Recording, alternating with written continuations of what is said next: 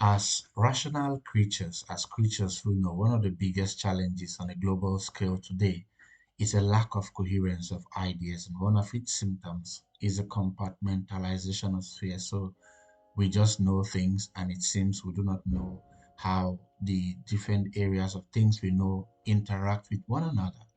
And one of such compartmentalization is that between religion and politics. And this is visible in Nigeria. Hence, I hear some of my friends say that church and politics are parallel streets, that these two do not meet, except, of course, maybe during election.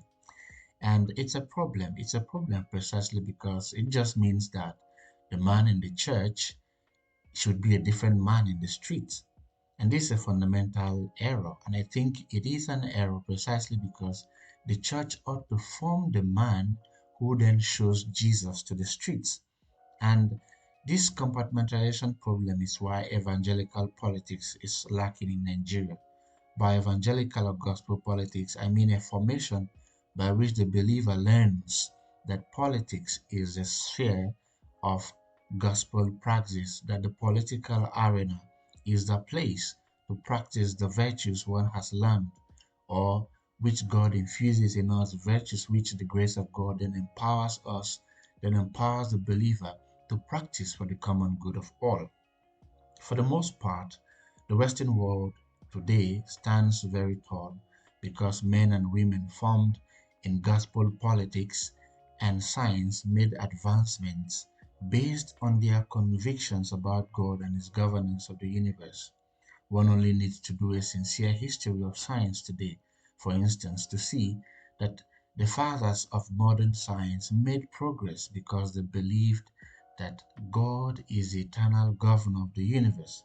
They sought for laws, they sought for principles in nature because they knew that there was a lawgiver, there was one who designed the universe.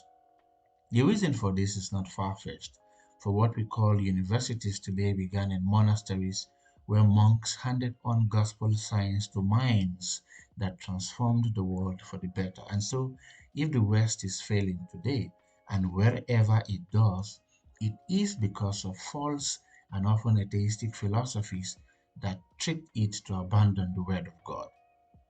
And so, if Nigeria is to recover from the malaise of bad governance, I argue that politicians who are Christians must see politics as the sphere of gospel praxis, as a place where they practice their Christianity, where they show the world that it makes sense to follow Jesus.